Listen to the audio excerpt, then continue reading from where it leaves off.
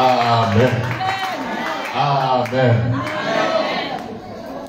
Regarde ton voisin à côté de toi et dis-lui, tu es à la bonne place. Tu es à la bonne place.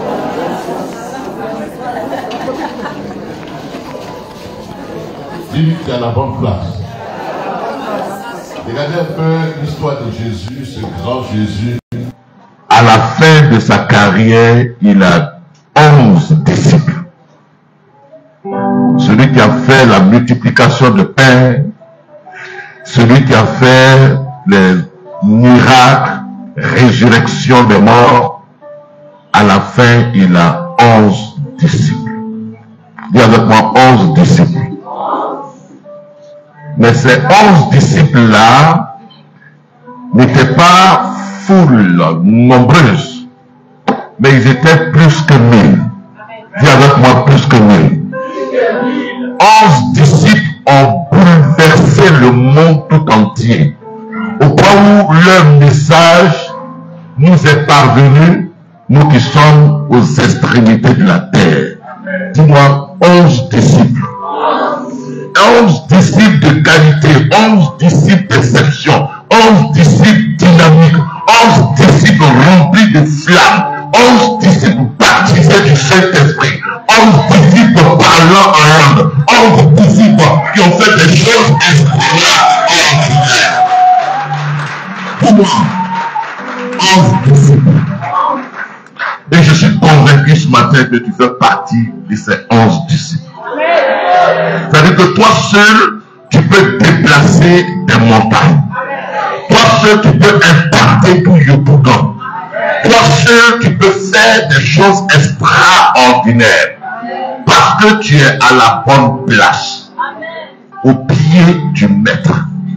Au pied de celui qui a tout pouvoir dans les cieux et sur la terre et qui t'a délégué son pouvoir, son autorité, celui qui est le Pantocratos. Dis avec moi Pantocratos. Pantocratos. Pantocratos veut dire le Tout-Puissant. Et il est en toi, dis amen. Il vit en toi, dis amen. Il règne en toi, dis amen. Et quand tu te déplaces avec son règne. Son royaume vit en toi.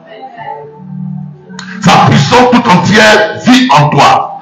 Et c'est pourquoi je suis convaincu que toi seul, tu n'as rien fait encore parce que le dynamisme qui est en toi, le potentiel qui est en toi, la grâce qui est sur ta vie, la gloire que tu revêts, tu ne l'as pas encore expérimenté. Dis, je ne l'ai pas encore expérimenté. Je ne l'ai pas encore manifesté. Moi, je te vois à la dimension de la divinité, à la dimension, à la même dimension que Jésus-Christ. Amen. Dis amen. Amen. Parce qu'il est en toi, il vit en toi, tu pourras faire des choses extraordinaires. Dis amen. Amen. Dis 11 disciples ont fait des choses extraordinaires. Parce que Christ vivait en eux. Et toi aussi, Christ vivant en toi, tu feras des choses extraordinaires. Alors, celui qui est à côté de toi, tu vas le regarder, tu vas dire, je vois le Christ qui vit en toi. Et je l'honore. Et je sais qu'avec lui, tes exploits seront évidents. Tes progrès seront évidents. Je vois la gloire de Dieu en toi. Et ce que Dieu a commencé par faire, il va continuer de le faire. Et ce qui est en toi n'a pas encore été manifesté. Mais lorsque cela sera manifesté, tu étonneras ton environnement. Tu dis, je vois Dieu en toi. Je vois sa gloire en toi. Je vois sa divinité en toi. Je vois sa sainteté en toi. Je vois sa toute puissance en toi. Tu es l'image parfaite du Dieu parfait. Tu es la sainteté parfaite. Tu es la sainteté parfaite. C'est pourquoi j'honore le Christ qui vit en toi. Prends ces deux mains avec révérence, c'est-à-dire qu'avec profond respect. Dis-lui ce matin, dans ta prière, ne méprise pas le don qui est en toi. Toi seul tu suffis pour bouleverser ta génération.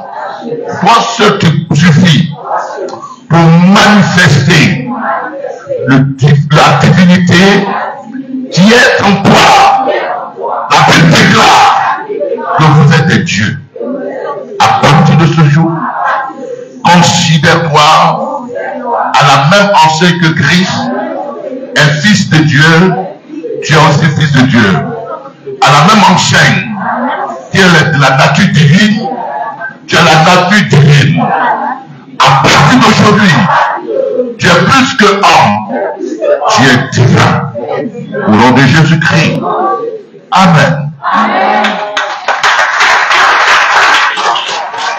Ce matin, c'est des princes et des princesses que tu as rassemblés. Et le rassemblement des princes et des princesses est un rassemblement exceptionnel, est un rassemblement divin, est un rassemblement qui n'est pas un rassemblement de fous, qui est un rassemblement de prestigieux. Et ce matin, je veux parler à des princes avec respect, avec révérence, avec considération, parce que je ne vois pas leur image physique, mais je vois ta gloire en eux. Qu'il te plaît ce matin de délier ma langue et de permettre que je sois capable de parler à ces personnalités divines que tu mets devant moi, avec qui je veux m'entretenir pendant ces quelques heures. Béni sois-tu de ce que tu bénis ce lieu et tu permets que ce lieu soit redoutable. En ce lieu, l'exaucement est manifesté. En ce lieu, la guérison est manifestée. En ce lieu, des grands sont manifestés. En ce lieu, tu fais des héros et tu fais des hommes d'élite, des hommes de pointe pour leur génération. Dans le nom de Jésus-Christ, ressuscité, résurrectionné, nous avons prié et nous disons Amen. Wow! Wow! Wow! Que vous êtes brillant! Wow! Que vous êtes glorieux! Wow! Wow! Wow! Vous êtes glorieux! Vous êtes mignon! Vous êtes grand! Amen! Amen! Veuillez vous asseoir. Excellence, prestigieuse, princesse de Dieu, prestigieux prince de Dieu, vraiment tout l'honneur de m'entretenir avec vous pendant ces quelques minutes en considération de vos rangs, grades et qualités. Je prends la parole pour dire merci au Seigneur qui a permis que nous nous retrouvions ce jour. Amen. Amen. Merci au bishop qui fait leur travail. Est-ce qu'on peut apporter une offrande d'acclamation au bishop?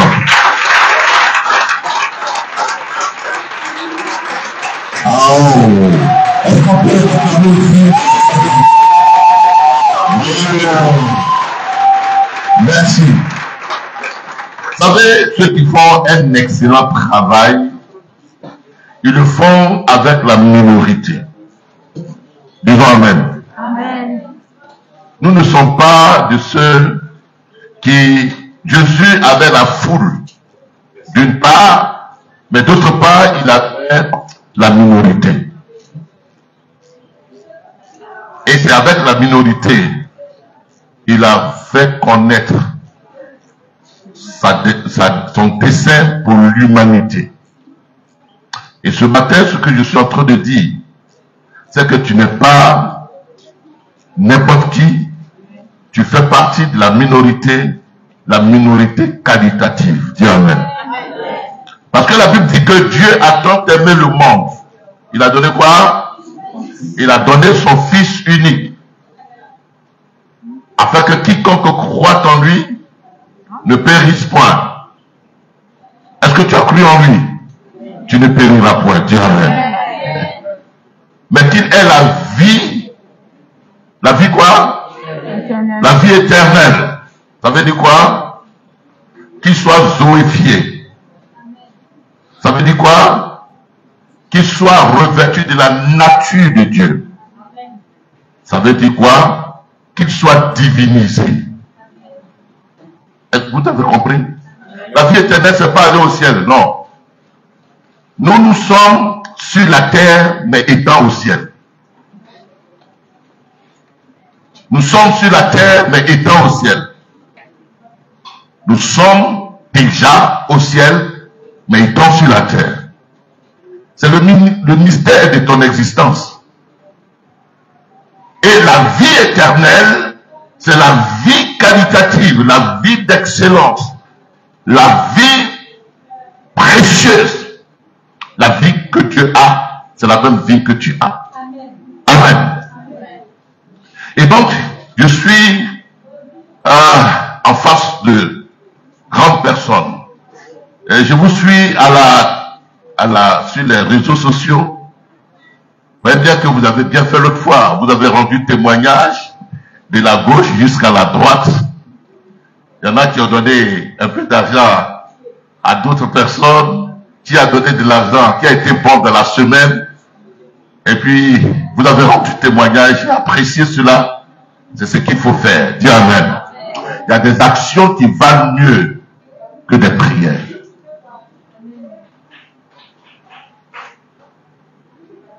Merci Seigneur parce que tu es venu avec ta tête ce matin pour qu'on puisse y ajouter ce que tu avais déjà.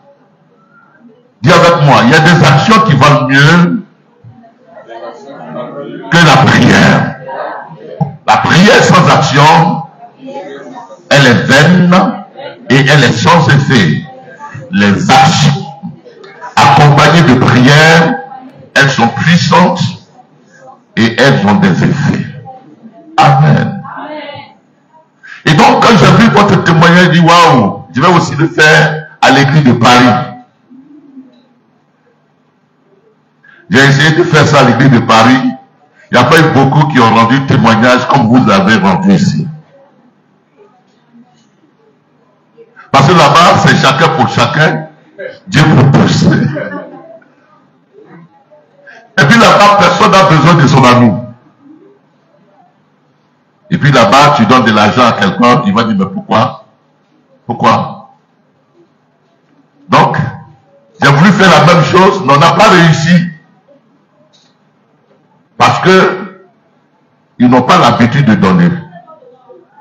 Mais vous avez réussi. Et vous avez démontré que vous joignez l'évangile aux actes. C'est pourquoi je dis que vous êtes grand. Dis Amen. C'est pourquoi je dis que vous êtes des hommes et des femmes de valeur et de distinction. Et tu devais plus je suis venu ce matin pour révéler qui tu es en réalité. Regardez comment Madame Kwasi elle est assise. Mon doyen, mon ancien, comment il est assis. Regardez comment les choristes sont assises. C'est qui encore? Où est Jean-Jacques? Il est quelque part. Voilà comment mon petit il est assis. C'est qui encore? Qui je connais un peu bien? Antoine assis, regarde notre fille. Elle est assise, regarde comment elle a bouboué l'assise en royauté. Oh, vous êtes des grands. Dis Amen. Et dans les grands, ils ne font pas multitude, les grands, ils font exceptionnel. Vous voyez bien quand les grands mangent leur riz, ils ne mangent pas le riz, gros plat de riz, ils mangent un peu, mais c'est qualitatif. Vous êtes des grands. Dis Amen. Est-ce qu'on peut acclamer ces gens? Vous êtes des grands. Bien-aimé, je suis en train de faire, de comprendre l'évangile, mais dans une autre dimension.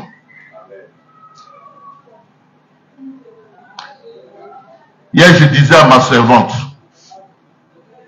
que, en réalité, au vu de la façon dont elle a pris soin de la maison, je disais qu'elle est chrétienne et je disais que, en réalité, l'Église, dans le plan plan de Dieu, l'Église, dans le plan de Dieu, c'est elle qui doit contrôler le monde.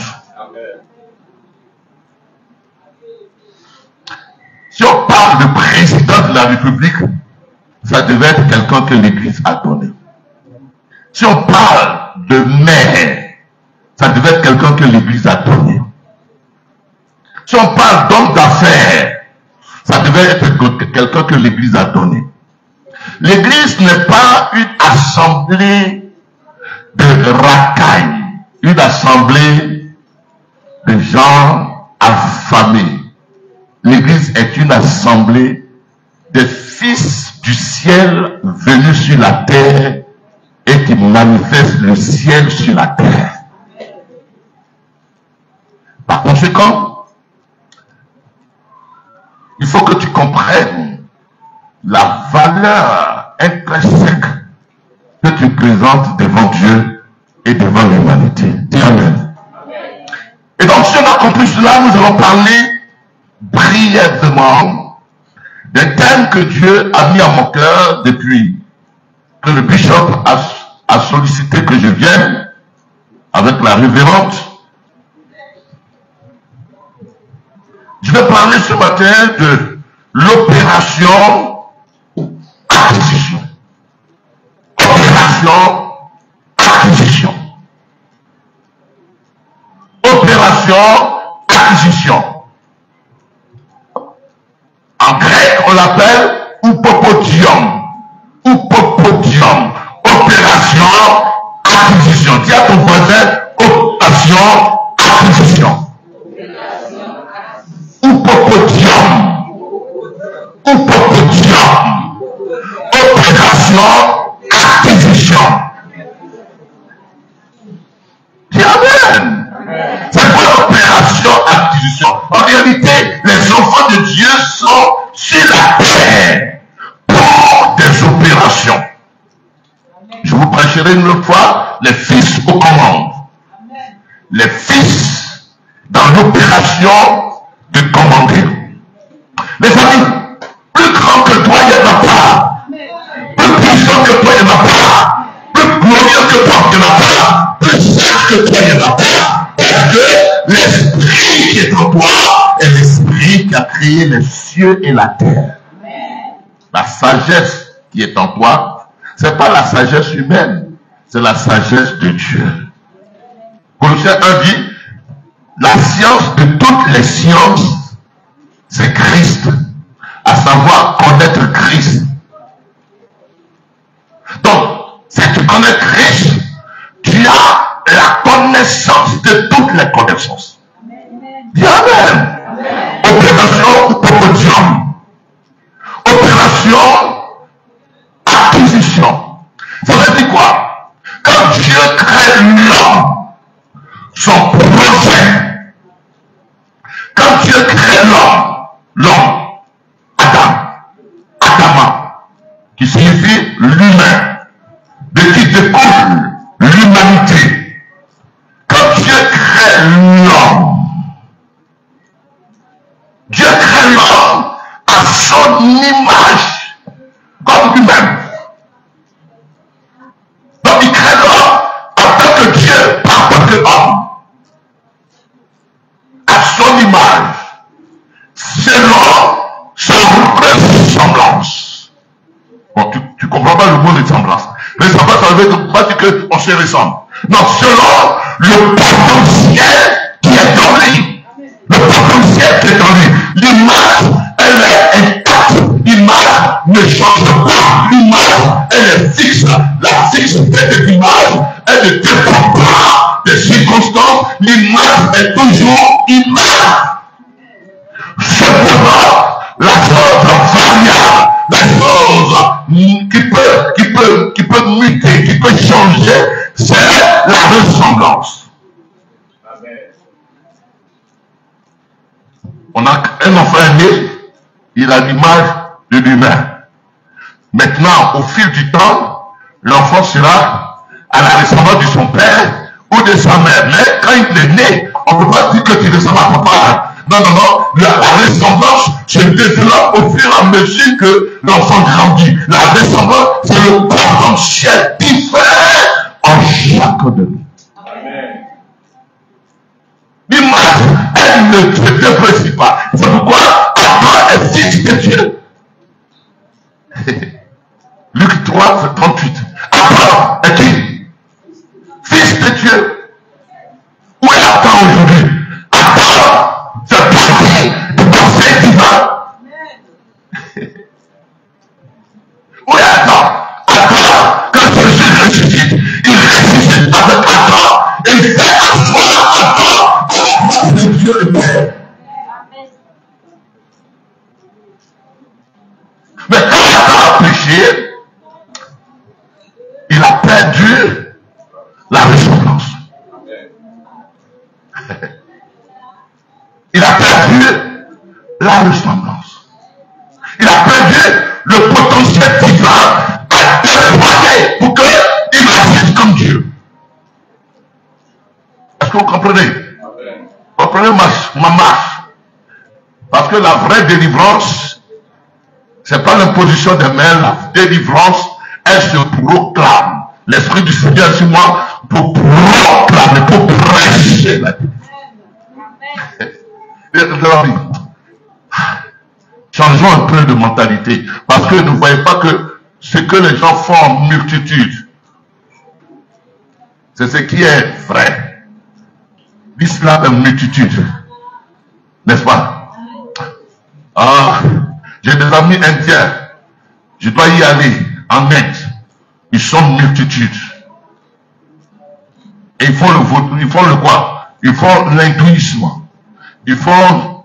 Mais c'est quand ils doivent prier, c'est tout le quartier. Ils sont nombreux. Mais la multitude ne veut pas dire la qualité. Et là, ni la puissance. Jamais. Donc, Abraham a péché, il a perdu quoi? Le potentiel divin. Il a perdu le dynamisme, la capacité. Il a perdu l'autorité. Il a perdu la force supérieure. Il a perdu la capacité de faire. Et jusqu'à lui, tous ceux qui ont vécu sont restés dans cette maladie jusqu'à ce que Jésus meure. Quand Jésus est mort, et tous ceux qui ont cru en lui sont devenus fils de Dieu. Et ils sont devenus des hommes qui ont revêtu leur potentiel divin qu'ils avaient perdu depuis Adam. Et ils sont rendus désormais capables d'agir au-delà de toute considération humaine, au-delà du naturel. Amen. Et donc, en Christ, tu as revêtu en réalité l'immortalité. Tu ne mourras plus jamais. Ne mourras pas. L'immortalité a été semée en toi. Les deux ressuscités, il a semé en toi l'esprit de la résurrection, avec laquelle tu ne mourras plus jamais. Opération acquisition. Acquisition de quoi? Acquisition de ce qu'on a perdu.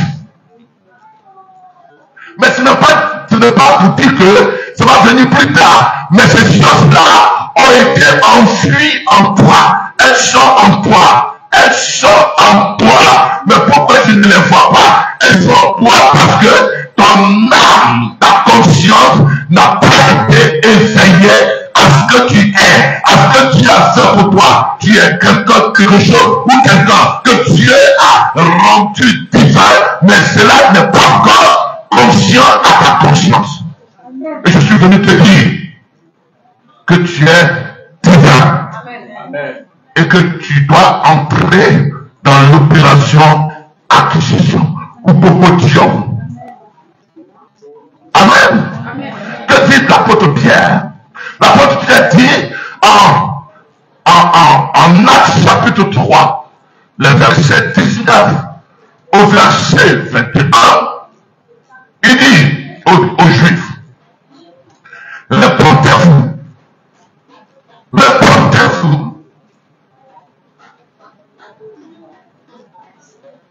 On va travailler un peu. Dis à ton voisin, répondez-vous, ça veut dire quoi? Hein? Hein, ma fille? Répondez-vous. Répondez-vous veut dire quoi? Là, ça va rester. Nice? Oui? Ça, c'est faux. C'est ce que vous enseignez, non? Ça, c'est pas Bishop qui vous enseigne ça. Ah, c'est pas mon fils. Après, on nous a dit, non, comme tu as volé là, il faut te repentir. Réponds pas. C'est pas ça la repentance. Oui? Non, pas être à la ressemblance de Christ. Non. Repentez-vous ne veut pas dire que tu as cherché faute de quelqu'un, il ne va pas repentir. Non, c'est pas la repentance. Ça, c'est le remords.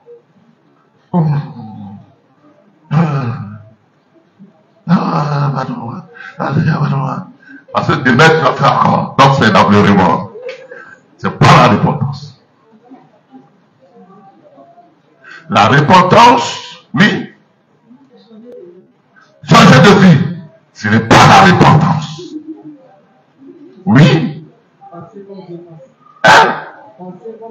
Ah, lui, il est sur la route de Niamban. C'est pas la repentance. La repentance, c'est un mot grec. Un mot grec qui veut dire méta, changement. Non, c'est la pensée. Change de mentalité.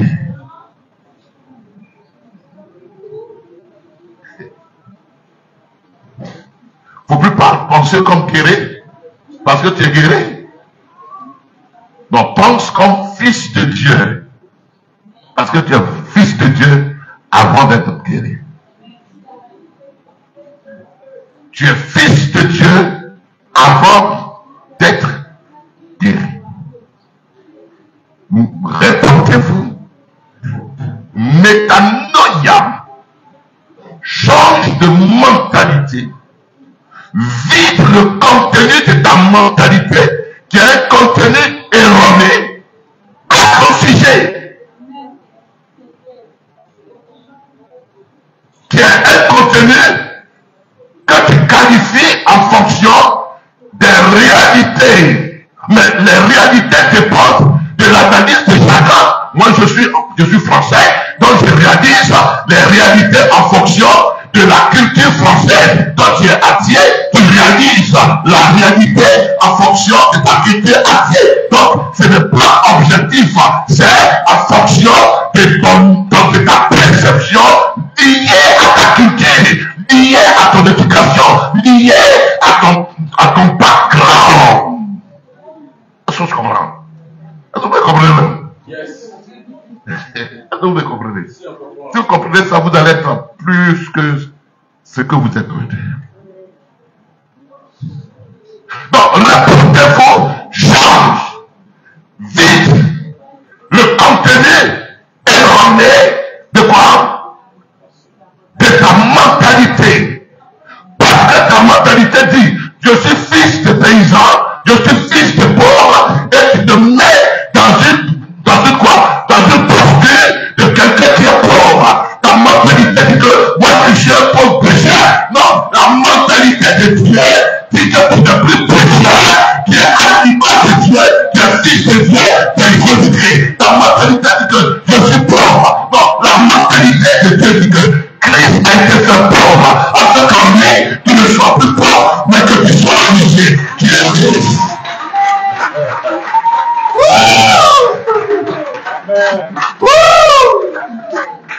Waouh! Change de mentalité. Quelqu'un qui a vécu à Yopougon longtemps à la mentalité de l'environnement dans lequel il a vécu. Et cette mentalité est liée à la réalité qu'il a vécue. La réalité n'est pas la vérité.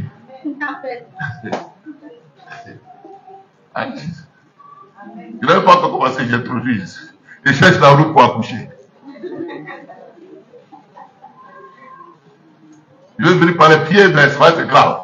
Donc il faut que je vienne par la tête. Actuellement, je viens par les pieds. Ensuite, si quelqu'un te dit réponds-toi, il est en train de dire que c'est parce que ta mentalité est fausse, est pourrie. Ta mentalité n'a pas de tes actes. Parce que tes actes sont l'émanation de ta mentalité. Tes actes sont la conséquence de ta mentalité. Les actes que tu poses sont le contenu de ta mentalité qui est fausse. C'est le résultat de ta mentalité. Donc répondez-vous. Et l'église doit se répartir. Même les pasteurs doivent se répartir. Même ceux qui n'ont pas cherché femme doivent se répartir. Même ceux qui n'ont pas voulu doivent se répartir. Parce que leur mentalité doit être ajustée à la mentalité de Dieu les concernant. Amen.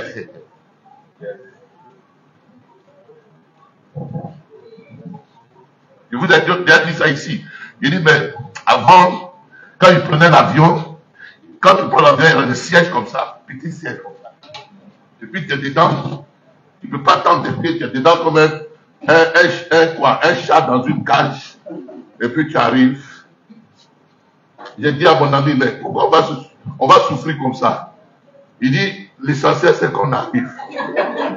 Est-ce qu'on n'arrive pas au même endroit, à l'aéroport Félix Houphouët-Boigny? Et ta mentalité, c'est une mentalité de pauvres. Mais comme la Bible dit que je suis fils du roi, je m'assois dans une classe où je peux faire mes pieds comme ça, et puis je peux prendre mon whisky, et puis je peux prendre mon journal, et puis je peux dire à l'hôtesse, envoyez-moi encore, nourriture là, c'est pas beaucoup, envoyez-moi encore, mais parce que je suis dans une mentalité de fils du roi. Je suis un fils du roi.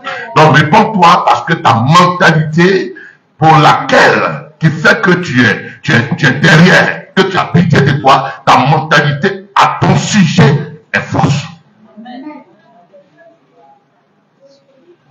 Dis-nous Amen. Amen. Répondez-vous et confessez-vous.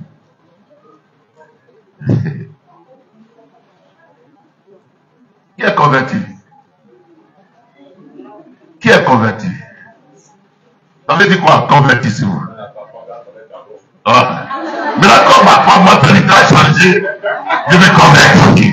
Tu vois, il n'y a pas de conversion s'il n'y a pas de changement de mentalité.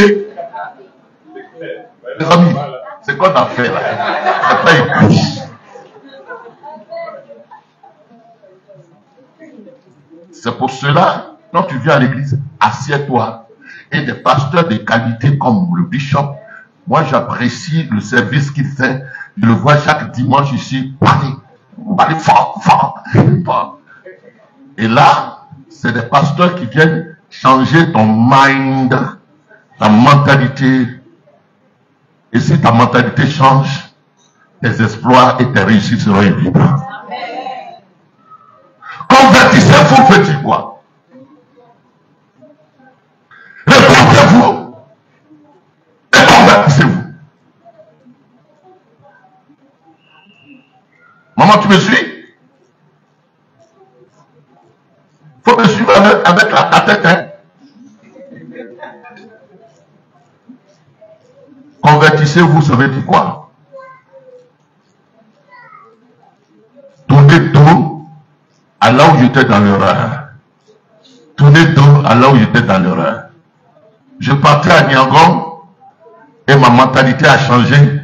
Je tourne dos à Niangon et puis maintenant je vais aux deux plateaux. Convertissez-vous. Veut dire tourne dos à ton erreur. Tourne dos à ce que tu as pris conscience que c'était mauvais dans ta pensée, et tu étais en train de faire, donc tu tournes autour, et puis maintenant, tu prends le vrai chemin. On se comprend? Donc convertissez-vous. Pourquoi? Pour reprendre le vrai chemin. Ne vous inquiétez pas, on va décoller, on est arrivé. Afin que vous ayez des temps de rafraîchissement. Tu vois?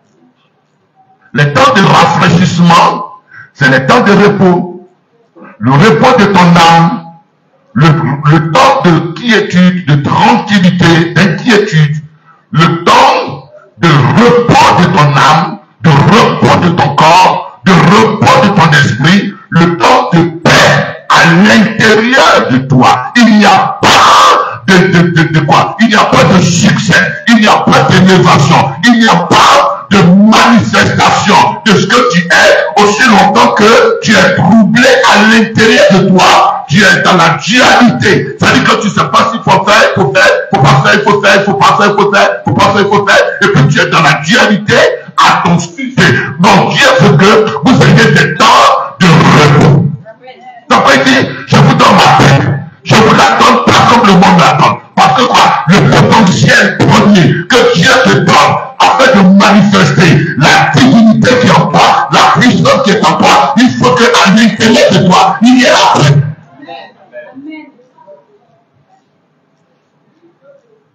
Quelqu'un m'a volé beaucoup d'argent. Beaucoup d'argent. Et tellement ça m'a stressé, ça m'a mis à 21 degrés. À 21 quoi? 21 de tension. Et je vais à l'hôpital en France. On me capte. On dit, vous êtes au bord de quoi? D'une crise cardiaque ou d'AVC. Mais quand je pense qu'on m'a pris beaucoup d'argent, beaucoup d'argent, plus de 500 millions, on m'a pris beaucoup d'argent, et que j'ai perdu. Et je pense à ça, mon cœur bat. Et puis ma prière se mélange. Et puis je suis découragé de moi-même. Et puis je suis paralysé. Et puis je suis impuissant. Vous voyez bien, non? Quand je pense à mes factures, mon cœur bat. Et je suis perturbé. Donc quand la Bible dit que change la pensée, mets ça derrière pour que tu aies des temps de rafraîchissement. Dis amen. Pour que tu aies des temps de repos. Pour que quand tu as ça, quand tu as le repos, alors, jusqu'au temps de rétablissement de toutes choses. Verset 20, verset 21, acte 3, 21. Pour que vous puissiez arriver à des temps de rétablissement, donc de possession de toutes choses. Tu ne peux pas posséder, tu ne peux pas atteindre, tu ne peux pas réussir aussi longtemps que tu es anxieux, tu es inquiète, tu es affligé, tu es dans le chagrin, tu es dans l'inquiétude, tu es dans le désespoir, tu es ébranlé à l'intérieur de toi. Cette affaire-là, elle t'a tellement choqué. Et ça fait que tu n'es plus équilibré. Tu n'es plus à l'aise. Tu n'as plus confiance en toi. Tu n'es plus heureux. Tu ne te vois plus comme l'homme qui vit aussi. Donc il te change de mentalité. Mets ça derrière toi. Et tu auras des temps de repos. Et quand tu auras le temps de repos, le quatrième élément, le temps de repos te donnera de pouvoir guérir tout ce que tu as perdu. Dis amen. Je suis allé dans ma boutique en France. Permettez que je parle comme ça parce que c'est là que je suis. Et puis je rencontre un de vos ministres. Je ne dis pas son nom. Un de vos grands ministres. il dit, ah bon, vous êtes là? Il dit, que vous êtes ivoirien. Il dit, oui. Comment allez-vous, mon cher ami? Il appelle mon cher ami. Pourquoi mon cher ami? Parce que s'il est dans ma boutique, c'est qu'on est même chose. C'est ici, il va te blaguer dans les mêmes choses. Et lui-même, il sait qu'ils ont les mêmes choses. Donc, je le salue comme ça. Vous allez bien? Pourquoi? Parce que aucun complexe, aucune diminution de moi, aucun sous-estime, aucune sous-estime de ma personne, c'est pas au Dieu, mais parce que je sais qui je suis, je sais mon identité, je sais qui je suis, je sais que c'est en moi, et plus grand que c'est bien en moi, une position appliquée, une position qui est en moi. Les amis, ne te sous-estime pas. C'est pas de l'orgueil. C'est pas de la fierté. C'est ton éducation qui t'a dit que non. Quand tu vois quelqu'un, il faut... C'est pas Dieu qui a dit. À des autorités qui sont des autorités spirituelles, représentants de Dieu. Je peux faire ça, mais à des gens que l'esprit qui a moins plus grand que vous, je ne vais pas faire ça à cause de leur CFA. Yes. Je ne vais pas me laisser marcher à cause de la CFA. Je ne peux pas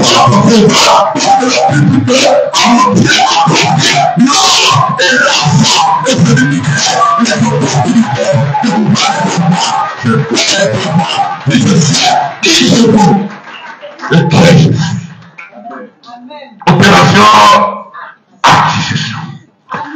Change de mentalité. Convertis-toi. Ton dos à ce qui t'a fait mal, c'est ça ma petite. Je ne vais pas vous blesser sans quoi.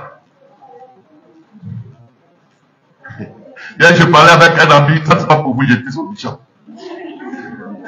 Pas pour vous.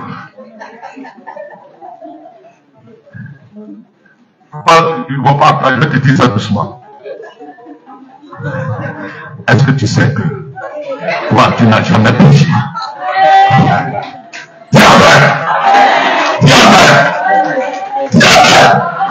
Bon, tu dis avec pourquoi? Tu ne sais pas pourquoi.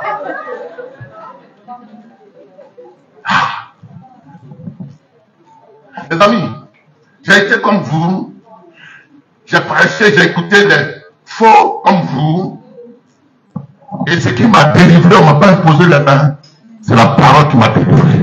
Il dit, vous connaîtrez la vérité, et la vérité vous délivrera. Et quand tu sais ces choses, tu marches la tête haute. Dis-moi, Jésus est venu pourquoi? Il est venu pour enlever les péchés, non? Hein? Et par sa mort, il a enlevé les péchés, non? Par sa mort. Par sa mort.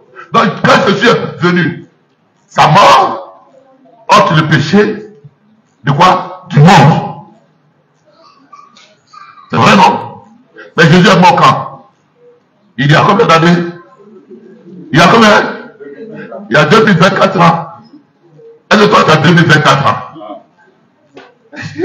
Amen. Ils n'ont pas compris, c'est pas grave. C'est pas grave. C'est mieux qu'ils ne comprennent pas. Il y a 2024 ans, Jésus t'a rétabli. Jésus t'a enlevé les conséquences du péché d'Adam. Jésus t'a restauré. Jésus t'a repositionné. Jésus t'a définisé. Amen. Jésus a tout accompli. Et Jésus à la croix a dit, Tétélestai, tout est accompli. Tu n'as plus rien à faire que de prendre. Amen. Amen.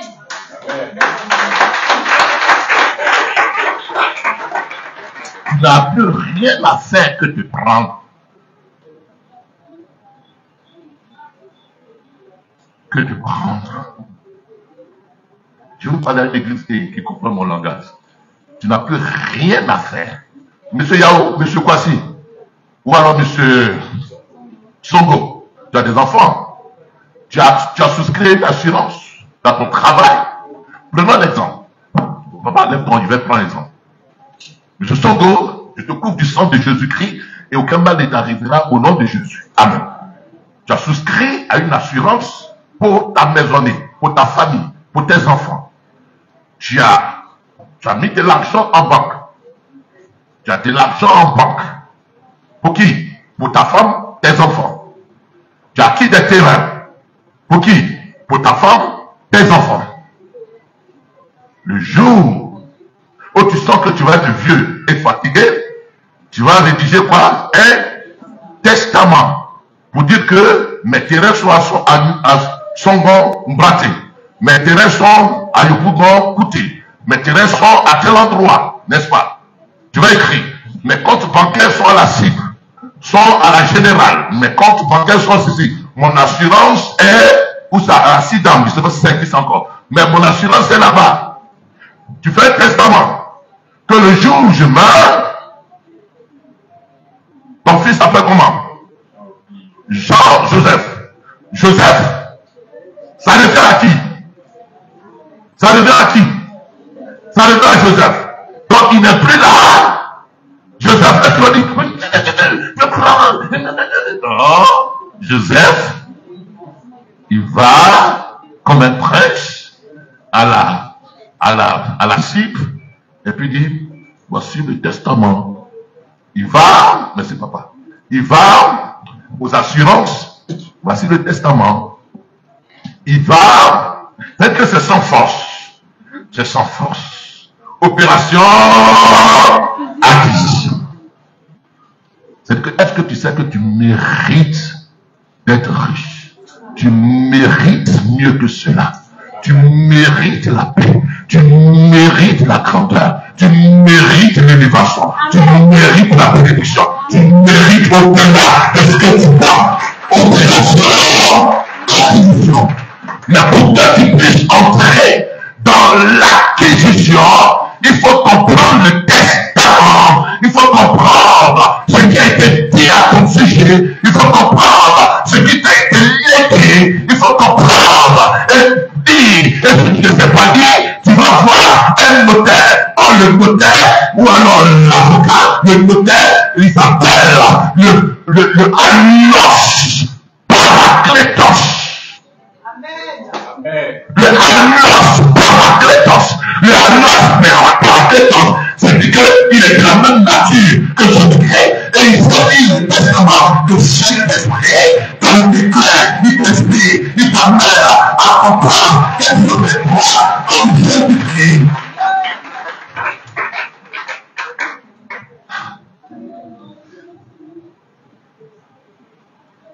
Donc nous apprêchons un évangile d'esclave.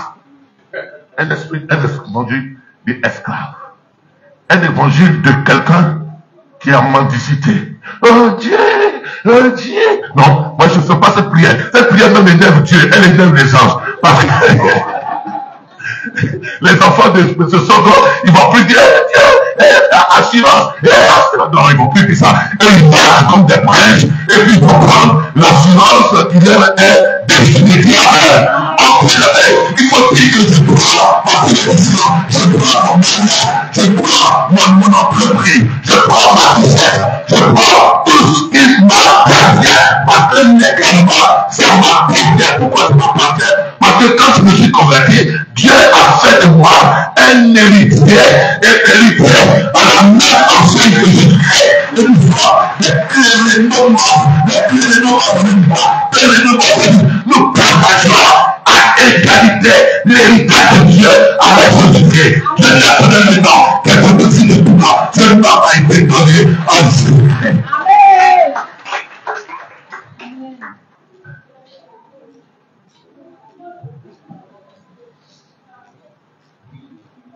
Bartimée, il ne faut pas faire sa prière, c'est une fausse prière. Fils de Dieu, aie pitié de moi. Dieu n'est pas là pour avoir pitié de toi. Dieu n'a pas pitié. Dieu n'a pas pitié. Dieu n'a pas pitié. Donc si tu veux que Dieu ait pitié de toi, Dieu n'aura jamais pitié de toi. Il ne comprend même pas ce langage-là. Ce langage-là, il ne le comprend. Il comprend le langage de la miséricorde.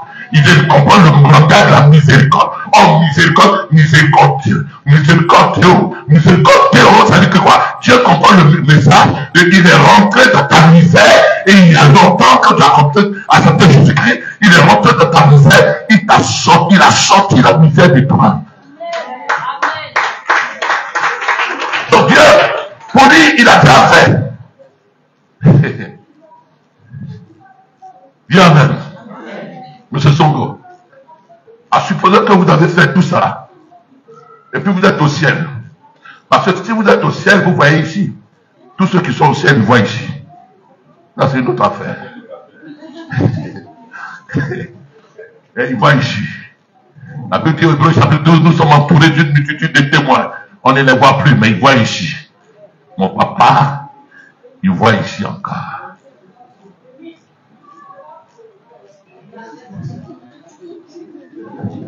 Il voit ici. Ta maman est morte, elle voit ici. Voilà, on commence à blaguer. On a dit ton bas en enfer, laisse tomber. Ils sont bons. Tu serais comment quand tu vas voir que tu as fait assurance pour tes enfants, tu as fait tout ça. Ton travail doit te payer, tu travailles à la non, à la oh, quand je passe là, il faut qu'on se voit. Les gars, ils me fatiguent. Moi, j'ai une carte diplomatique et puis me font passer où tout le monde passe. C'est pas normal, non? J'ai dit ça aux femmes là. Il y a quoi de diplomatique? Je montre ma carte. On dit non. Non, il faut qu'on se voit. Parce que là où on passe là, il y a trop de sueur là. Bref. Donc, comment tu ferais? Ton travail, à l'aéroport, doit verser des indemnités à ta femme, à tes enfants, des pensions, chaque mois, jusqu'à ce que eux, ils râlent. Tu vois, non? Il y a des réalités normales. Donc, je te prie que Dieu te calme. Je te couvre du sang de Jésus. Et je sais que tu vivras. Et je sais que la mort ne t'atteindra pas. Parce que tu l'as vaincu au nom de Jésus. Mais s'il n'est plus là, ils vont verser quoi? Des pensions à sa femme, à ses enfants, jusqu'à ce que ses enfants et sa femme meurent. Ou jusqu'à ce que, en France, chez nous, les femmes là, Dieu merci si elle a un mari français, qu'il meurt, elle est sauvée d'elle. Parce qu'on la paye. Et puis, jusqu'à ce qu'elle meure. Maintenant, j'ai dans mon église une sœur. Son mari est mort. Bam, moi, c'était en Suisse. Son mari est mort. Et puis, elle a trouvé un beau gars, un joli garçon. Le joli garçon dit qu'on va se marier.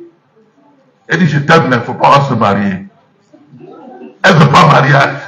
Il dit, mais pourquoi? C'est après que j'ai compris que si elle fait mariage, elle paie. Il y en a, tu vas te dire, voilà. Elle paie. Elle paie son salaire. Elle paie.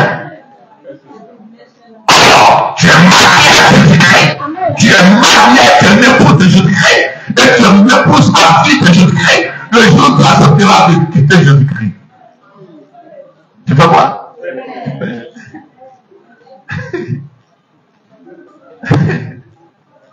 Mais lui, c'est un mari qui ne divorce pas. Donc tu ne le plaindras pas.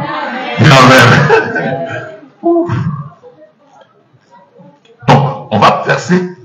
Jésus est mort. Et il a tout accompli. Il a dit, tu te laisses taire. Donc, en réalité, on doit te verser maintenant les pensions. C'est ton droit légal, juridique, de recevoir les pensions. Maintenant, si tu ne les as pas, c'est parce que tu es dans l'ignorance. Disons amen. Lisons notre texte pour terminer. Est-ce que vous avez compris mon texte, ma pensée? Ou papa, diam, ou papa diam. Dis à ton voisin, opération ou papa diam. Ça veut dire opération, prends ce qui est à toi.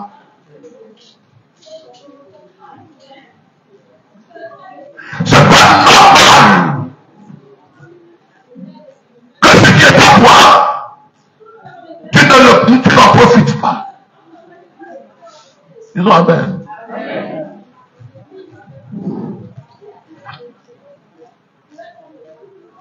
Il y a un verset que j'ai compris. Tout lieu que posera la plante de tes pieds, je te le donne en... Et quand j'étais ici, j'étais professeur dans les BTS, établissements privés. Et puis ce verset est dans ma tête. Et partout où je passe aujourd'hui, le verset est dans ma tête. Tout lieu que posera la plante de mes pieds, je te le donne. Ça veut dire que quoi? Si moi je veux acquérir ça, je vais avoir. Si je veux acquérir ça, je vais avoir. Il n'y a rien qui va me refuser.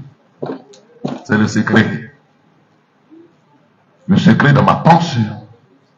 Le secret dans mon esprit. Le secret de ma conscience. Ce que tu veux. Pourvu que ça soit en accord avec ce que Dieu veut. Tu vas l'avoir. Oh, Dieu veut que tu sois marié. Tu vas l'avoir.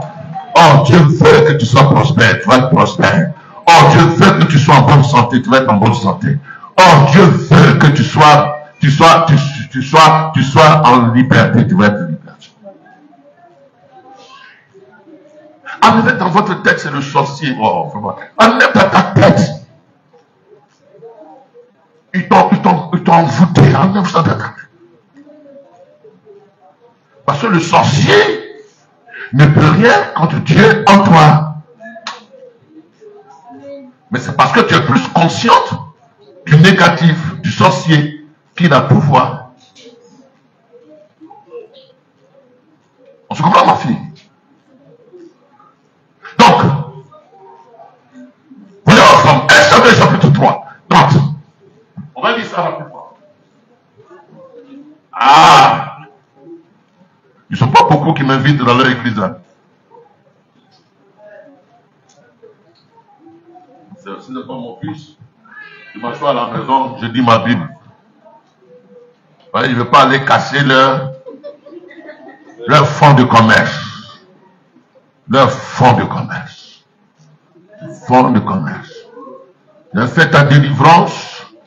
Tu dois donner 10 000 francs pour ta délivrance. C'est fonds de commerce. Ce fonds de commerce.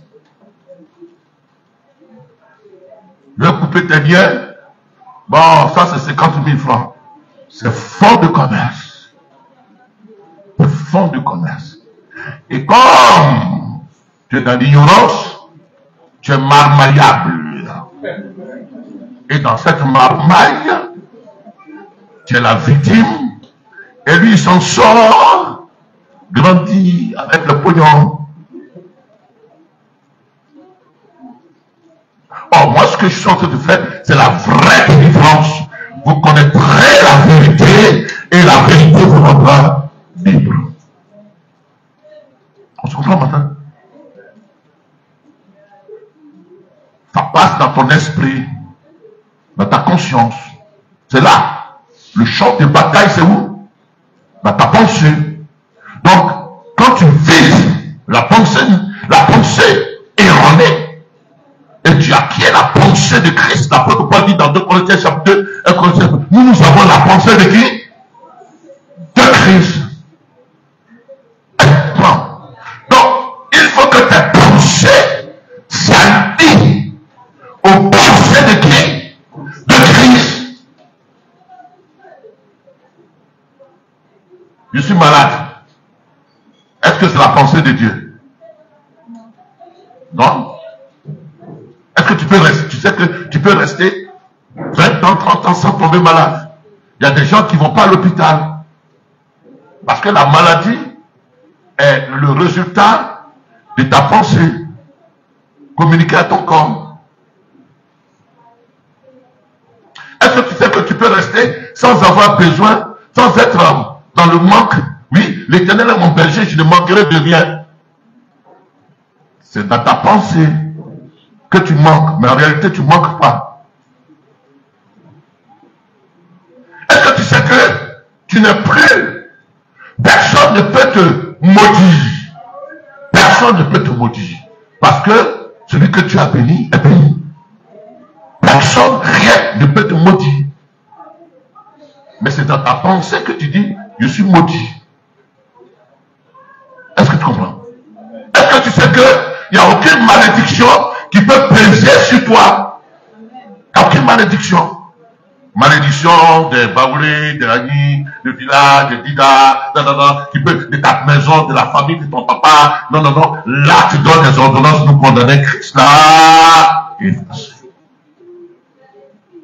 maintenant, si tu mets tes pensées que tu es malade, tu vas être malade. Si tu mets dans tes pensées que tu es pauvre, tu vas être pauvre. Si tu mets dans tes pensées que tu es fils de pauvre, comme Bartimée, tu vas être pauvre. Bartimée, fils de Timée, il était fils de grand. Mais dans sa pensée, il est mendiant. Métanoïa. Je n'ai même pas encore commencé mon texte. Métanoïa. Les gens souffrent et meurent gratuitement parce que leurs pensées sont erronées vis-à-vis d'eux-mêmes et vis-à-vis de ce que Dieu pense. Est-ce que tu comprends? Sinon Dieu a restauré toutes choses pour que tu sois dans l'abondance. Je suis venu afin que les brebis aient la vie et qu'elle est comment? Elle est comment? À l'abondance. Tu es destiné à l'abondance. Amen. Amen.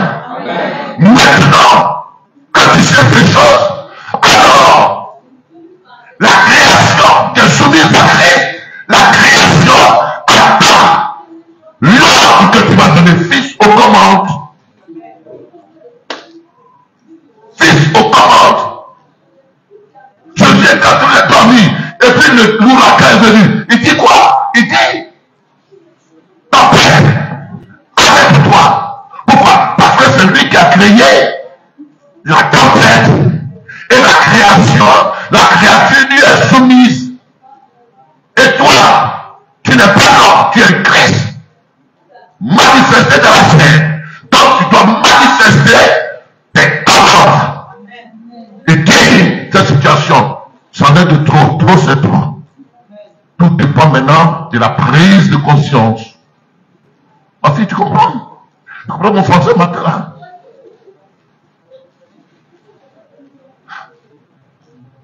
1 Samuel chapitre 30. On va faire vite parce qu'il y en a qui mangent en groupe. Ils ont commencé à murmurer dans leur cœur que l'homme a son groupe français est venu encore. Je suis sûr que dimanche, Bishop a dit que je serai là. Il y en a qui ne sont pas venus dire ah, il fatigue la tête. Mais l'église, c'est la haute académie des sciences. C'est la haute académie. On ne vient pas à l'église avec la tête derrière à la maison. C'est pourquoi l'église est pauvre. Est-ce que vous savez que nous sommes plus que les mystiques que nous chrétiens franchement? Un jour, je suis allé sur l'invitation d'une de mes collègues, j'étais encore professeur, dans une réunion. Elle dit, monsieur Dakori, venez, vous aimez l'affaire de Dieu, venez. Ok, j'ai insisté, une blanche. J'ai insisté. Et puis je suis assis, et puis il parle. Et puis je souris. Parce que ce qu'ils disent, moi je comprends ça plus que eux. Quand j'ai parlé, elle dit, mais vous êtes dans quelle loge? J'ai dit, je suis dans la loge du ciel. Je suis un mystique. Vous êtes un mystique. Mystique, c'est pas mauvais, non. Mystique, ça veut dire quoi? Celui qui est mystérieux. Celui qui est dans le mystère. Celui qui est dans l'invisible. Celui qui agit dans l'invisible. Et qui ramène l'invisible. Et pour le rendre ici.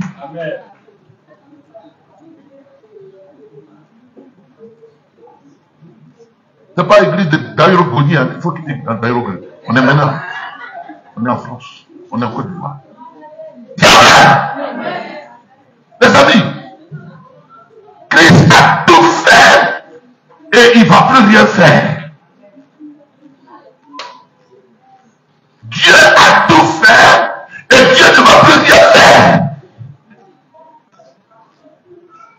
Dieu t'a tout donné. Tout est en toi. Tout est en toi. La sagesse est en toi. L'intelligence est en toi. La foi est en toi. La paix est en toi. L'autorité est en toi. La puissance est en toi. Tout est en toi. Maintenant, À toi d'en prendre conscience. Le mot qui est là, c'est ça. Conscience. C'est-à-dire que d'accord avec la connaissance. En accord, science. Avec la science, la connaissance. C'est ce qu'on appelle la conscience.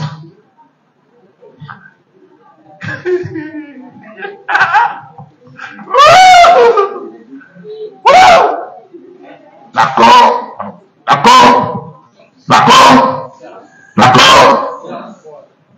C'est-à-dire qu'en accord avec quoi? La science. Donc pourquoi l'Église ne réussit pas? Elle n'est pas d'accord avec la parole. Les chrétiens ne sont pas d'accord avec la parole. D'ailleurs, ils ne comprennent même pas même. Si c'était écrit en Webber, ils allaient comprendre. Mais ce n'est pas écrit en Webber. Ce n'est pas écrit en Dida. Ce n'est pas écrit en Agni, Atier. Même en Agni, mais ils ne comprennent pas. Donc, par conséquent, il te faut la révélation. Genre, tout est en toi. La parole est en toi. La sagesse est en toi. La puissance est en toi. L'autorité est en toi. Donc, la terre qui est soumise à Christ et Christ en toi, la terre est soumise à qui? À toi. C'est la confession. Confession ne veut pas dire qu'il faut dire tes péchés. Confession ne veut pas dire. On dit confesser. Ça ne veut pas dire ça. Ils ont élargi le sens. Dans l'étymologie, dans le sens de la confession, c'est-à-dire que dire le mot quand, ensemble, en accord avec ce que Dieu dit. Avec ce que Dieu dit. Donc, confesse. C'est pas dire, Seigneur, hier je suis allé au marché, la pauvre femme là, je lui ai donné 5 000, j'ai acheté pendant 3 500, elle devait me donner 1 700. Oh Dieu, elle m'a donné 4 500, et j'ai bloqué les 2 000. Oh Dieu, pardonne-moi. Est-ce que tu confesses? C'est pas ça la confession. La confession, qu'est-ce que Dieu dit à ton sujet? Au sujet du problème que tu traverses. Il faut que tu cherches dans le laboratoire de Dieu. Dieu dit, il n'est pas bon que l'homme soit seul. Je lui ferai. Dieu dit que non, il n'y aura ni femme stérile, ni femme. Donc ça veut dire que ça doit être stérile. Ça veut dire qu'elle est mariée. Donc Dieu n'a pas dit ça. Dieu dit, l'or et l'argent m'appartiennent. Dieu dit, étant le cordage, j'étendrai tes limites. Dieu dit, à moi la sagesse, à moi l'intelligence. Donc Dieu m'a donné l'intelligence. Donc au travail, hier j'étais avec un chrétien, il dit qu'il est à Bobo dans une école d'excellence et qu'il enseigne là-bas. Il dit Dieu va multiplier. Et moi c'était comme ça. Quand j'étais professeur au Castagne Pigé, Dieu m'avait donné une intelligence qui dépassait l'intelligence de ceux qui m'ont enseigné. On était ensemble. Dieu te donne l'intelligence, le savoir, de pouvoir entreprendre. Tu n'es pas allé à l'école, mais Dieu te donne une intelligence qui dépasse l'académie des hommes.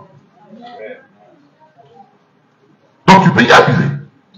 Tu peux réussir. Maman, n'est-ce pas? Tu peux y arriver. Ne t'imite pas dans ta pensée que je n'ai pas été à l'école, que je n'ai pas été en France, que je n'ai pas été ceci, que je n'ai ni père ni mère, mais celui que tu as, il n'est plus qu'un père biologique, il est un père spirituel. Et sa bénédiction se développe ici, au sommet. Est-ce qu'on a compris ma parole ce matin? Alors disons quand même, on ne faut pas me dire que lui là il bavarde, il ne dit pas. Tout ce qu'il dit là, son français est trop gros. 1 Samuel chapitre 30. 1 Samuel chapitre 30. À partir du verset 1. Jusqu'à. On va couper. Oui. Lorsque David arriva le 3e jour à Tisclac avec ses gens, les Amalécites avaient fait une invasion de le midi et à Tisclac. Oui. Ils avaient détruit et brûlé Tisclac. Après avoir fait prisonnier les femmes et tous ceux qui s'y trouvaient, petits et grands. Ils n'avaient tué personne, mais ils avaient tout emmené et s'étaient remis en route. David et ses gens arrivèrent à la ville, et voici elle était brûlée. Une femme et un fils et une fille étaient emmenés captifs. Alors David et le peuple qui était avec lui élevèrent la voix et pleurèrent jusqu'à ce qu'ils n'eussent plus la force de pleurer. Les deux femmes de David avaient été nommées Achimam et Jézéel, et Abigail de Carmel, femme de Nabal. David fut dans une grande angoisse quand le peuple parlait de le lapider, parce que tous avaient de la nature dans l'âme, chacun à cause de ses fils et de ses filles. Mais David avait pris courage en s'appuyant sur l'Éternel, son Dieu. Il dit au sacrificateur Abiathar, fils d'Abimelech, apporte-moi donc l'éphod. Abiathar apporta l'éphod à David. Et David consulta l'Éternel en disant, poursuivez ce groupe, cette troupe, l'accomplisse. L'Éternel lui répondit, poursuis, car tu l'atteindras et tu te délivreras. Et David se mit en marche, lui et ses 600 hommes qui étaient avec lui. Ils arrivèrent au torrent de Bésor, où s'arrêtaient ceux qui restaient en arrière. David continua la poursuite avec ses 400 hommes. 200 hommes s'arrêtaient, trop fatigués pour passer le torrent de Bésor. Ils trouvèrent dans le champ un homme égyptien qui conduisit. Verset 16, encore 28. Il y en a toujours 5. Verset 16. Il lui servit aussi de guide.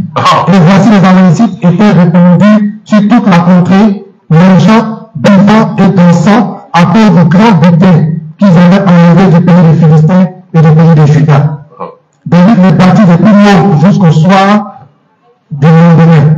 Et aucun d'eux n'échappa, excepté 400 hommes qui montaient sur des chameaux et s'enfuirent. David sauva tout ce que les Amalécites avaient pris. Et il délivra aussi ses défunts. Il ne manqua personne, ni petit ni grand, ni fils ni fille, ni aucune chose du butin, ni rien qu'on leur avait enlevé. David ramena tout. Amen. Amen. Dis avec moi, David ramena tout. Dis avec moi, David ramena tout. Cette histoire-là, c'est ce que Jésus est venu faire. C'est ce que Jésus est venu faire. Mais je l'ai dit rapidement. David, il est poursuivi par Saoul. Il est poursuivi par Saoul, le roi qui était au pouvoir. Et David, il a reçu l'onction. Mais pendant, il a reçu l'onction, mais pendant 20 ans, il est poursuivi. Il a reçu l'onction, il n'a pas régné, hein, mais pendant 20 ans, il est poursuivi par Saoul. Il est provoqué par Saoul. Les amis, soit tu ne demandes rien, soit tu n'es rien, et puis on s'en fout de toi, soit tu as quelque chose, et puis les Saoul se mettent derrière toi, contre toi. Vous n'avez pas compris. C'est parce qu'il y a une onction sur David que Saoul est jaloux. Si tu n'es rien, on s'en fout. Mais il suffit que tu sois élevé, et il suffit que dans les yeux spirituels, on sait ta destinée. Alors, ils vont se soulever. Donc, ce n'est pas anodin. Ce n'est pas question de ils sont contre moi, ils n'aiment pas mon affaire, hein, ils sont contre moi. Non, c'est une question de spirituel. Oh, ils n'ont pas compris. Oh, ils n'ont pas compris.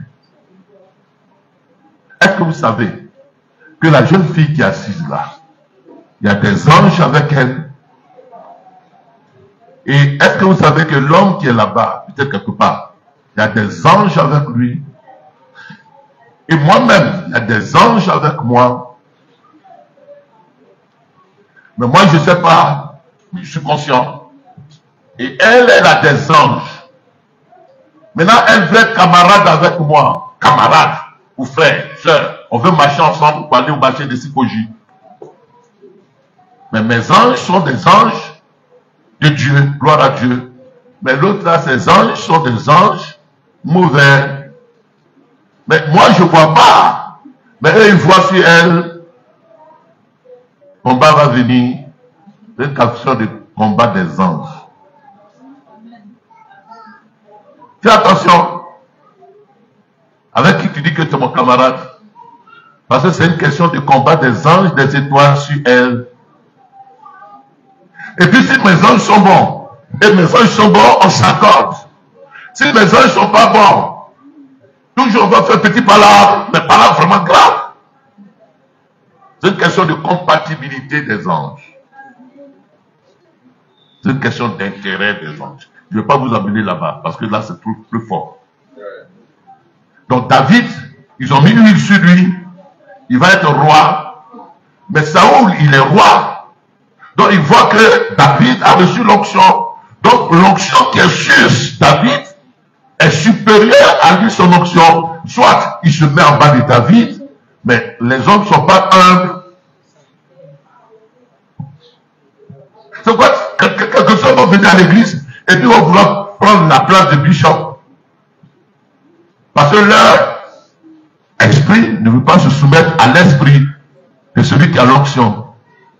Or, tu peux te mettre au service de celui qui a l'onction et puis son onction te protège. C'est ce qu'on appelle le partenariat, les avantages du partenariat. Il y a des choses que moi, mon onction te protège. Et le jour où tu quitteras sous mon onction, tu seras vide. Donc il faut savoir sous l'onction de qui tu es. Amen. Ah, c'est beau. Bon, allons-y. Alors, tu vas acclamer pour moi. Tu vas acclamer pour moi. Donc elle est moi. Son onction est mon onction. Donc s'accorder. Et quand ça ne s'accorde pas, j'ai la jalouse. Donc Saoul a été jaloux de David pendant 20 ans. Et donc ça a amené David à fuir. Et à aller dans un coin qu'on appelle Siklag. Siklag, c'est chez les Philistins. Le roi de Siklag a vu David. Je dis, écoutez-moi bien. Oh là là. Trop de choses à vous dire. Le roi de David, le roi de Siklag, le roi de Philistins, le roi père, il a discerné dans David quelque chose. Et il a dit à David, sois dans mon armée. On est dans un domaine spirituel. Il y a des personnes qui vont mettre dans ton entreprise et puis tu vas prospérer. Et il y a des personnes qui vont mettre dans ton entreprise et puis tu vas tomber. C'est une question spirituelle avant d'être matérielle.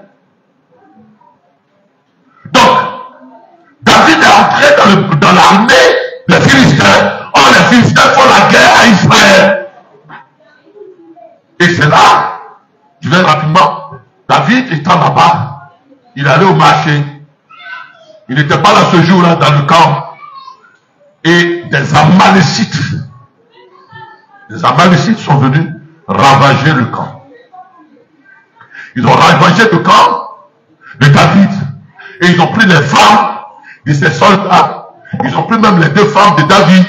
Ils ont pris tous les biens. Et ils sont partis. Et donc, les gens qui étaient là, ils étaient mécontents. Mécontents de ce qui est arrivé. Mais ils ont mis ça sur David.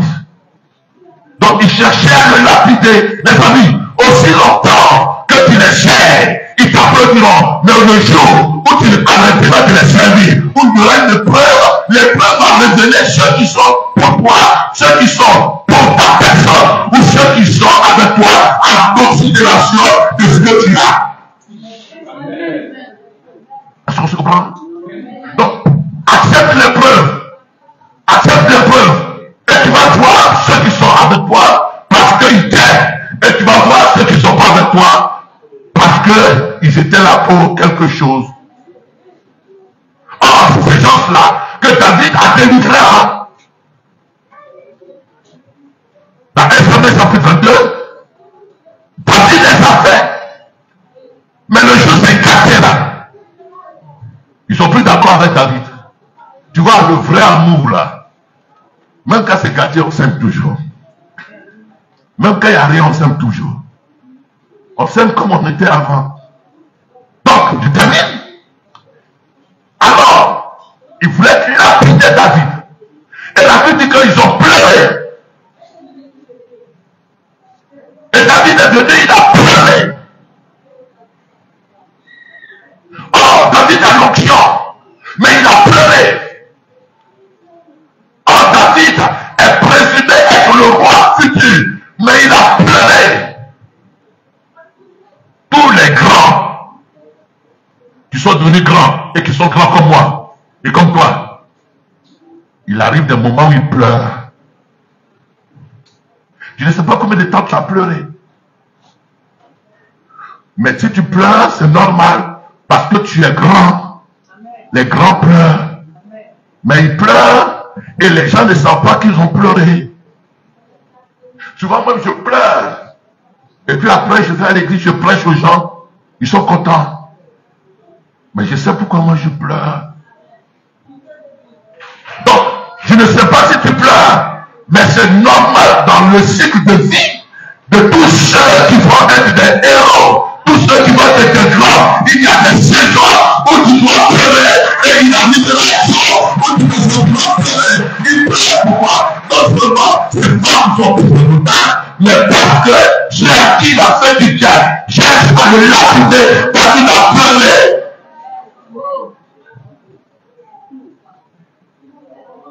Et la Bible dit que cette situation a fait que David était dans une grande angoisse. Il y a des saisons qui t'arriveront où tu seras dans une grande détresse, une grande situation où tu penses que tu es seul. Tu vois qu'autour de toi, ceux en qui tu avais confiance, ils t'ont abandonné à un moment donné. Tu vois que tu es seul et tu es face à ta destinée. Mais le plan de Dieu, c'est que tu sois seul afin que tu puisses avancer sans devoir, à tes voix, à qui que ce soit, et en témoignage, et en gloire, la fidélité de Dieu, la grandeur de Dieu, la puissance de Dieu, qui t'enlève du filier et qui te met à la table des grands. Il faut que tu pleures, il faut que tu pleures, et que tu dois pleurer, continue de pleurer, pleure encore plus, parce que c'est là que commence la délivrance, c'est là que commence la prise de conscience, c'est là que commence le début de ton délivrance. Quand tu as pleuré, mais tu regardes, tu as pleuré, mais tu n'as pas abandonné, tu as pleuré. C'est là que Dieu voit le fond de ton cœur. Amen.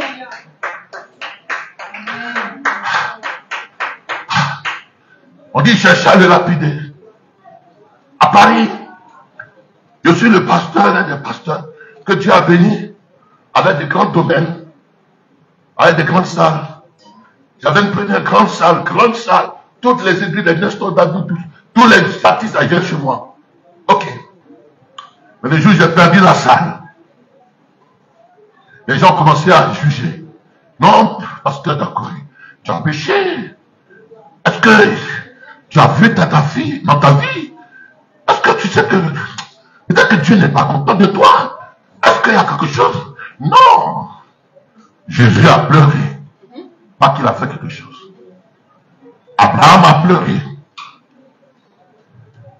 Tous les grands de la Bible ont pleuré.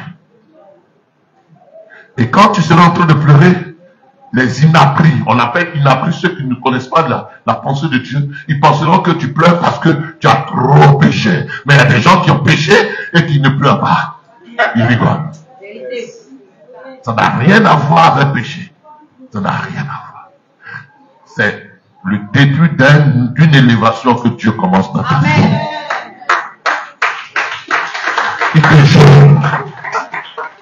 On est parti dans un autre coin.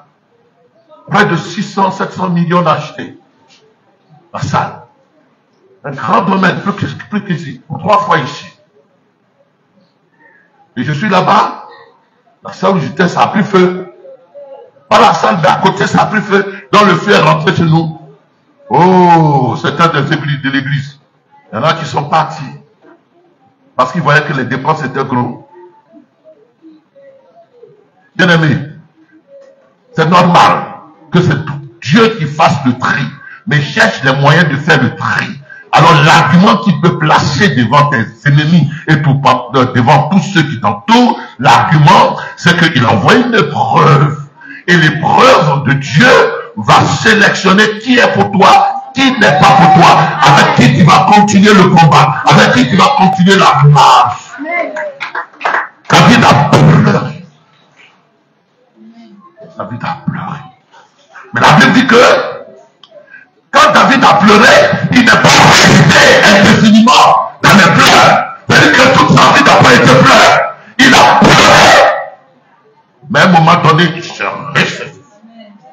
Il reprit courage et il s'appuya. La Bible précise qu'il s'appuya sur qui? Sur Dieu. Donc, l'épreuve va enseigner à David que tous ces gens qui te suivent là, ne t'appuient pas sur eux. Ne t'appuie pas sur eux. Maman, ne t'appuie pas sur eux. David s'appuya sur qui? Sur qui? Sur Dieu. Bien aimé, il a dit des moments où on s'appuie sur l'oncle, on s'appuie sur le frère, on s'appuie sur son mari, on s'appuie sur ses parents, on s'appuie sur ceci, on s'appuie sur son argent, on s'appuie sur le matériel, on s'appuie sur ce qui est périssable, on s'appuie sur beaucoup de choses qui font que la notion de s'appuyer sur Dieu n'est même plus dans notre cœur.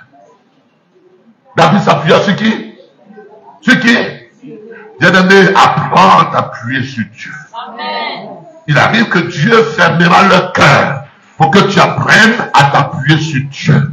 Quand Joseph était dans le puits et que Dieu voulait qu'il soit dans le puits et qu'il soit vendu, Dieu a fermé le cœur de certains de ses frères pour ne pas que quelqu'un l'enlève dans le puits. Parce que quand on l'enlèverait dans le puits, on le ramènerait à la maison. Or, il fallait qu'il reste dans le puits et qu'il soit vendu aux Israélites et que là-bas, Dieu accomplisse la destinée qu'il avait. Alors, David s'est appuyé, Joseph s'est appuyé sur Dieu, David s'est appuyé sur Dieu. Amen. Les amis, apprenons-nous tous à nous appuyer sur Dieu. Moi, il est arrivé en tant que pasteur, je me suis appuyé sur mes connaissances. Je me suis appuyé sur l'argent. Il n'y a plus beaucoup d'argent, je suis venu en Afrique. Ils ont tout volé.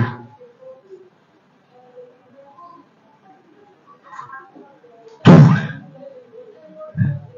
Je me suis appuyé sur les compétences des autres. Je dis, je vais enlever ça d'abord, je vais voir. Appuie-toi sur Dieu. Pas sur l'homme. Jérémie 17,5 dit que maudit soit quiconque s'appuie sur la chair. Appuie-toi sur qui? Sur Dieu. Mais toi qui es marié, appuie-toi sur Dieu et sanglot. Appuie-toi sur Dieu. Nous qui sommes orphelins de père et de mère, on a appris depuis le passage à s'appuyer sur qui? Sur Dieu. Est-ce que j'avais cru qu'un jour je partirais aux États-Unis? J'avais cru qu'un jour je partirais en France? J'avais su que je partirais en toute l'Europe? J'avais su que je partirais au Japon? J'avais su que... ça ne même pas dans mon rêve. Même si un marabout me disait ça, je ne pouvais pas croire. Mais j'ai prêché l'évangile m'a mené là où ma pied ne peut pas m'emmener. C'est Dieu.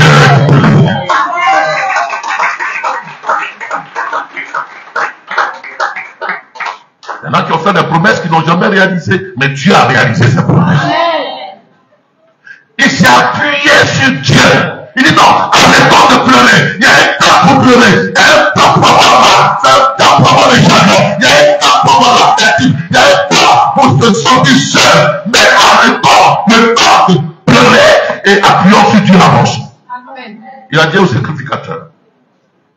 En leur temps, il n'avait pas de Saint-Esprit, il avait des moyens pour deviner quelle est la volonté de Dieu. Envoie-moi les fautes. Il envoie les fautes.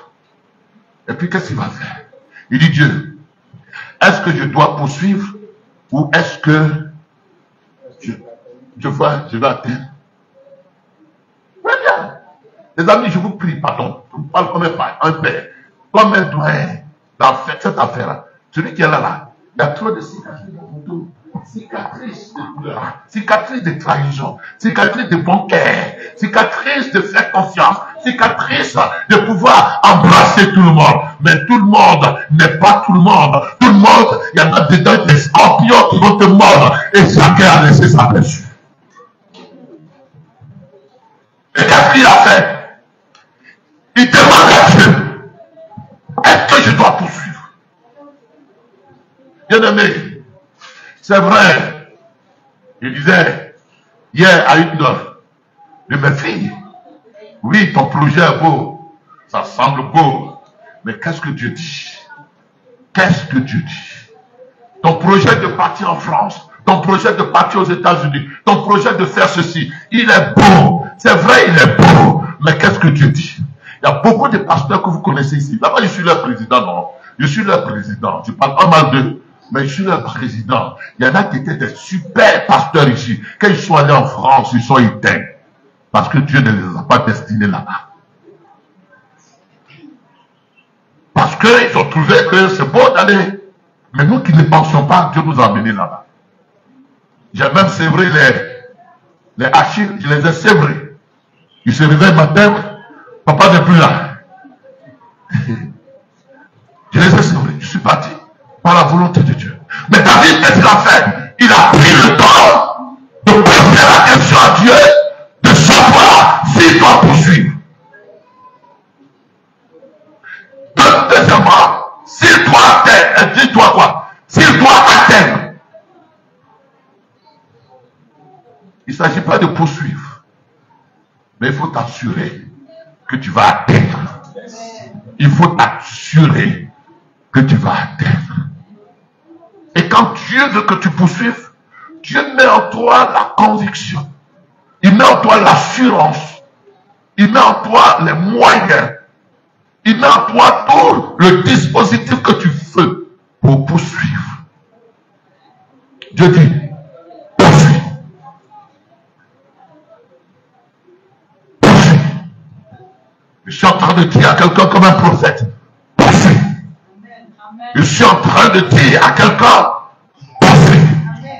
Je suis venu comme un prophète pour dire que l'initiative que Dieu a mis dans mon cœur, poursuis.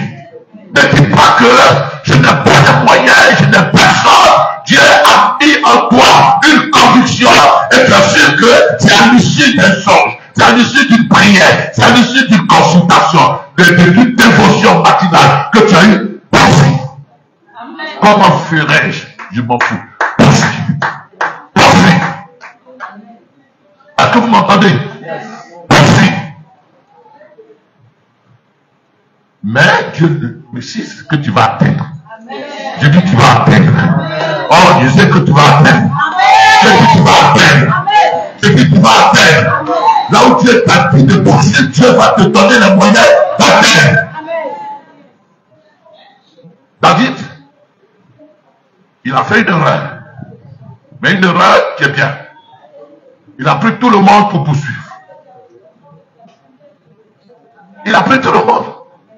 Parmi eux les bavards, parmi eux les philosophes, parmi eux les raisonneurs, parmi eux les flemmards, parmi eux tous ceux qui sont négatifs, tous ceux qui voient les choses en noir.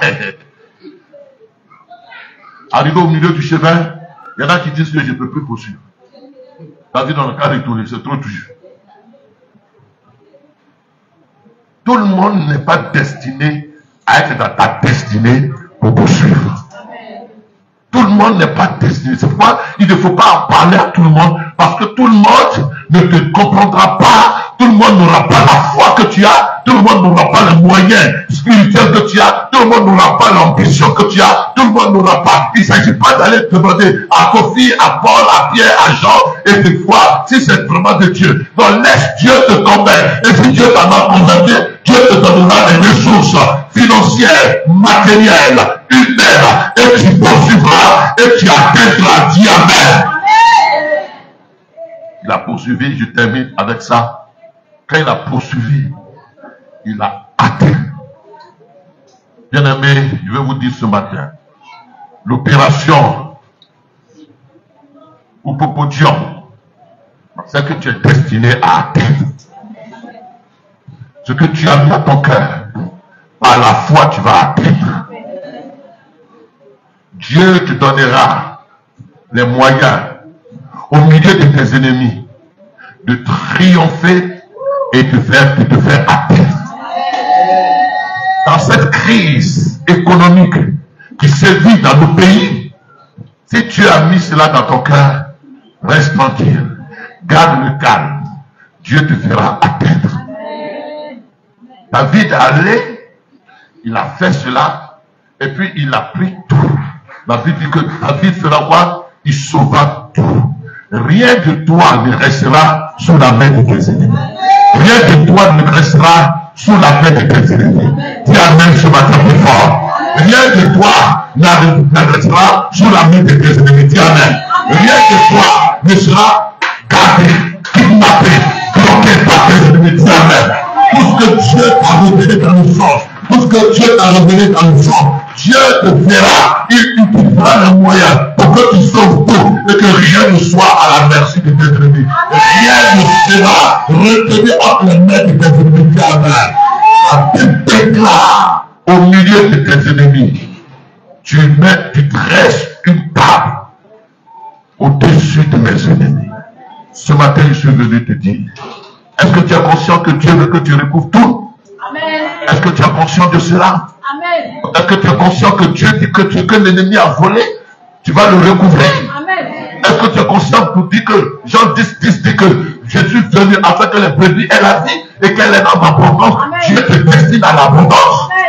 Alors ce matin, arrête de pleurer, arrête le chagrin, arrête l'apitoiement, arrête de te voir être pessimiste, arrête de te voir comme quelqu'un qui n'a personne. Celui qui est avec toi est plus grand que celui qui est dans ce monde. Amen.